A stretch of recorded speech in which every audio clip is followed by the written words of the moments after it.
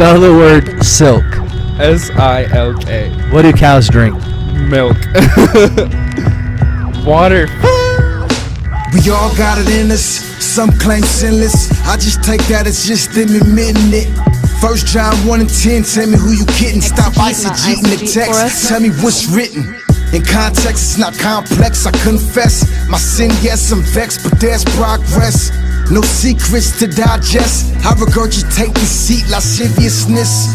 Come on, people, don't pretend like you don't see this. Started from 2 adults, spread it to every fetus. Except Jesus came, heal diseases, cast out demons, by his blood redeemed us. I used to love the world like Demas. Man, look what I did, Lord, lead us. Cause look at what we love to please us. You died for the X, this and that, blaspheme. So our question is, are you a spiritual person? Yes, I am. You are? So how would you define that for me? Like, what is a spiritual, what would you consider yourself to be as a spiritual person? I'm a Christian, yeah. All right, so what does that mean? To me, a Christian is somebody who follows God's words. That's about it. Okay, so do you believe in heaven or hell? Yes. All right, so if heaven or hell are real, how do you get there?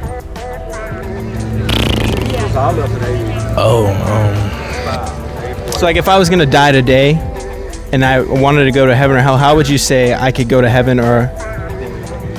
I think it depends on how much like good or bad you've done in your life. So do you think that you're a good person? Have you done enough good to get to heaven? Nah. No? No? So you wouldn't say you're a good person then? Not fully, but that's why I repent for my sins. All right, so let me show you what a good person is. This is called the good person test, right? I'm going to ask you these questions because this is what makes a person a good person, right? If you get 100% on this test, you're a good person, okay? Have you ever told a lie before in your whole life? Yes. What do you call people who tell lies? A liar. Okay, so we've already all failed that, right? But we'll keep going anyways. Have you ever stolen anything before? Yes. What do you call people who steal things? A thief. Have you ever used God's name in vain before? Yes. That's called blasphemy, right? That's Jesus says, or God says he will not hold him guiltless who uses his name in vain, right?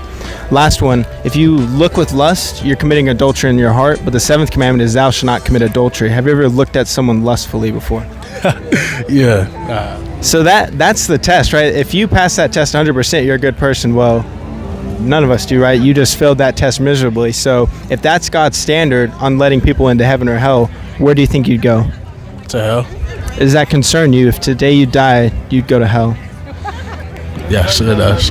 I think that's wise. It's a very scary thing, right? If we're standing at the edge of a cliff and we're looking over and we have no fear, it's kind of like, that's kind of foolishness, right? The cliff should give us a sense of fear, and God's law shows us how imperfect we are, and now that we have death hanging over us with this God's wrath because of our sin, that's a fearful thing, right? So you said you're a Christian. If we deserve to go to hell, is there any way for us to get to heaven?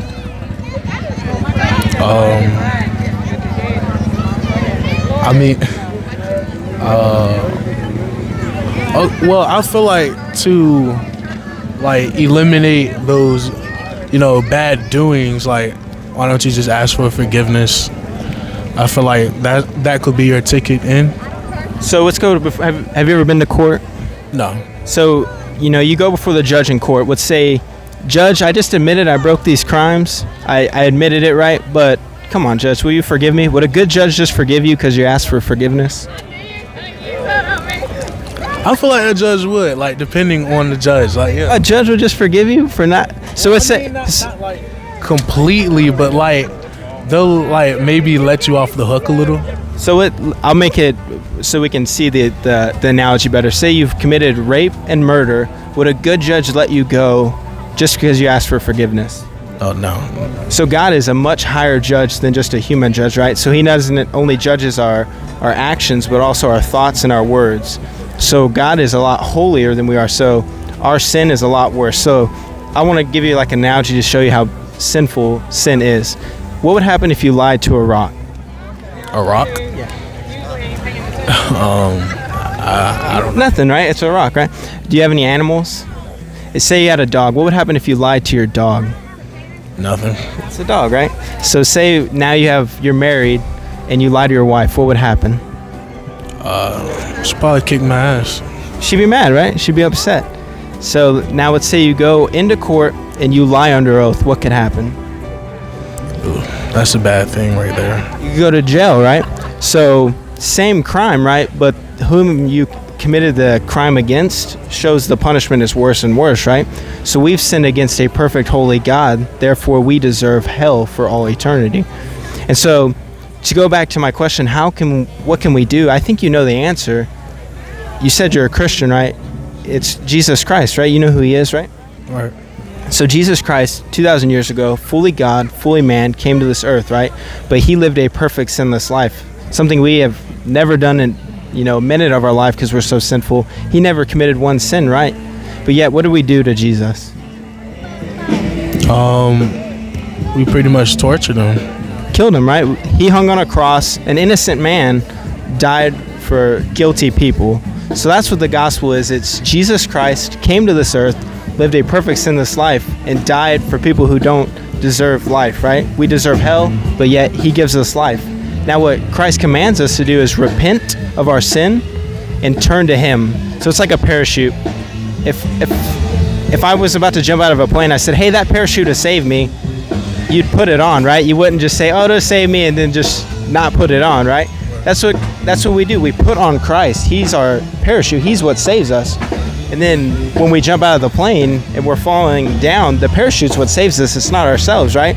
So it's not our good works. It's not, like you said, we do good, because that won't save us. Us doing good won't save us because we're already condemned. But Christ was perfect, so his good works actually account to us. So he's the one that saves us. Does that make sense? So have you ever heard anything like this before? Have you heard the gospel presented in this way before? Not at all, actually. Yeah, and so we sometimes miss the message, and so that's just what we want you to think about is we're not good, but Christ is perfect, and it's him that gives us the ability to get to heaven, not ourselves and not our good works. So that's what we would just encourage you to just think about this. I know you're young, but you seem very humble. You're just very kind, very soft-spoken, but so I really appreciate your time. We actually got a gift for you that we're going to give you, okay? Thank you so much. Thank you.